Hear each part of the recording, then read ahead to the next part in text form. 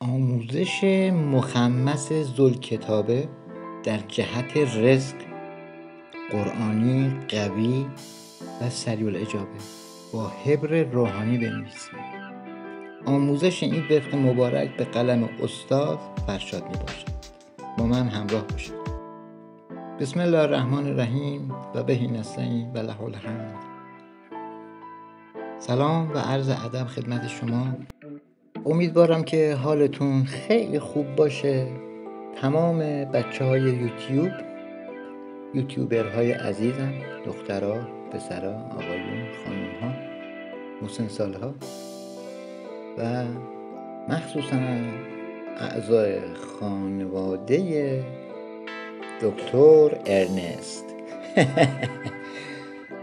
خانواده دو فرشته، حالتون چطوره؟ خوبید انشالله؟ سلامتید؟ دوستی دارم بهتر از برگ درخت به نام فرشاد عزیز.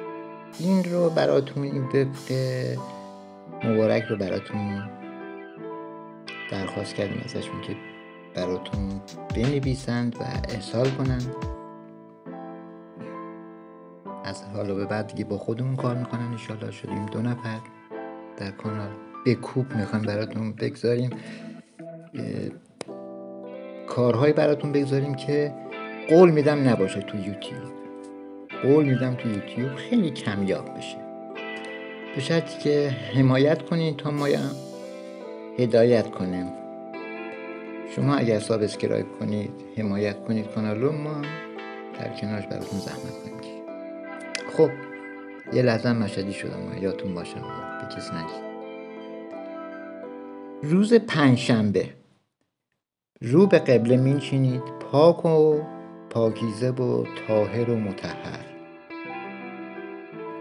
به نام پروردگار شروع میکنید. یک برگه آچار بر میدارید، با انگشت سبابه خالی روی برگه 2 بار بنویسید بدو یا بدو، حالا هر لهجه‌ای که دارید.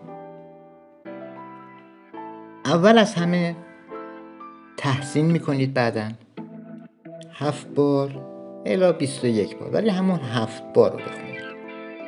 آیت الکرسی بخونید. الله لا اله الا الحی القیوم لا تأخذه سنة ولا نوم ما فی السماوات و ما فی الارض من ذا الذی یشفع عنده ما بین ایدیهم و تا هو العلی العظیم. بعد که این خوندید چند لحظه صبر کنید، اسراف بخونید. اسراف چی میخونید؟ سوره زلزله رو بخونید. 3 بار میخونید به کلمه اشتاتن که رسیدید. 7 بار میگید اشتاتن اشتاتن اشتاتن اشتاتن اشتاتن اشتاتن اشتاتن اشتاتن و بعد دوباره برمیگردی اول سوره، دوباره به اشتاتن که رسیدی 7 بار. دفعه 3 هم همینطور. و بعد با زبون خودت، لهجه خودت، با هر چی که هست بگو اون ما رو مکن، از این محل برید تا نگفتم بر نگردید، در کارم فساد نکنید. کارتون که تموم شد اون ما رو مکن، باز با لهجه خودتون اون ما رو مکن، تشریف بیاری سر زندگیتون. خیلی ممنون که تشریف بردی و در کارم فساد نکردید. خب در روز پنجشنبه ساعت مشتری می‌نویسید با حبر روحانی. حالا حبر روحانی که براتون توضیح دادم 2 بار 3 بار، کلیپاش هم از بهترین حبر رو براتون گفتم. فرشاد جان خودش بیاد باز به طریق خودش بهتون میگه. عالی. خدمتتون عرض کنم که این کارا رو که کردید میرسه به نوشتن ها. اول اون آیه های بالا رو بنویسید، بعد جدولش رو بنویسید، بعد طلسم رو بنویسید، بعد قسمتی که نوشته اقسمتو و عزمتو تا آخر اون رو بنویسید. پایینش هم که توضیح دیگه، توضیحش نمیخواد بنویسید دیگه. اینو بنویسید. 2 تا بنویسید، یکی بگذارید توی خونه یا محل کار، یکی هم بذارید توی کیفی گردنتون کنید، به صورت حجاب تا کنید و بذارید توی کیف. معجزه میکنه براتون. یعنی دیگه بهتر از این ما نداریم برای رزق روز. بی‌نظیره، مثل خود فرشاد بی‌نظیره. حالا میادش. بسیار پسر خوشمشرب، خوش اخلاق، خوشرو، خوش لهجه و بسیار شیرین صحبت میکنه. خدمتتون عرض کنم که خیلی دلسوز و غمخوار، خلاصه از من خیلی بهتره، به والله خیلی بهتره. خب خدمتتون عرض کنم که حالا میرسیم سر بخورات. قلمش که گفتیم زعفران، گلاب و مشک که همون حبر روحانی، دیگه سوال نکنید. بخوراتی که اینجا فرشاد جان نوشته فکر کرده برای خود من نوشته که من همین بخورات و هر چی که اینجا نوشته همه رو دارم، دوبله هم دارم. ولی خب اون نمیدونه که بچه‌ها همه ندارن که. پس شما برید مسلکی داره عطاریا بخرید، عود هندی هم پیدا میشه فکر کنم. صندل سفید یا عنبر بعید میدونم پیدا بشه. زعفرون هم که خونتون هست، لبان زکر و کندو رو با هم قاطی کنید، بسوزونید رو زغال. خدمتتون عرض کنم که مسلکی هم بخرید. یه مدل هست که مثل لپه میمونه، زرد رنگی، از اونها نخرید، قلابیه. مسلکی رو بارها بهتون نشون دادم که به چه صورته. و زعفرون هم یکم بریزید و لبان زکر، کندو، کمی زعفران و مستکی. میتونید هل یا کمی دالچین هم بریزید، خیلی کم ها، خیلی کم، که برای عنبر و اینا که ندارید یا صندل سرخ، صندل سفید ندارید، انشالله که همون کار رو انجام بده براتون. و به مدت 5 دقیقه روی بخور نگه دارید، مثل حجاب تا کنید و بذارید داخل کیفتون و بنوزید گردنتون. یکی دیگر هم در مغازه یا محل کار، محل خونه یا محل کارتون مخفی کنید که جلو چشم نباشه.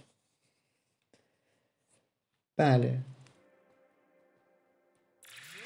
قلمش که گفتیم با حبر روحانی در روز 5 شنبه ساعت شمس. و خدمتون عرض کنم که ساعت شمس میشه که میشه 1 ساعت مونده به اذان صبح. 1 ساعت به اذان صبح میشه ساعت شمس. بخوراتش هم که گفتیم لبان زکر با کندور، کمی هم زعفرون و مستکی هم بخرید. عود هندی هم شاید پیدا بشه. حالا باش که همتون پیشم بودین و همتون از همین بخورات میدادم. همشو دارم، اصلش هم دارم. عنبر مثلا بهتون نشون دادم بارها دیگه. کاش پیشم بودین همتون بهتون میدادم از این بخورات. خب براتون آرزوی موفقیت میکنم.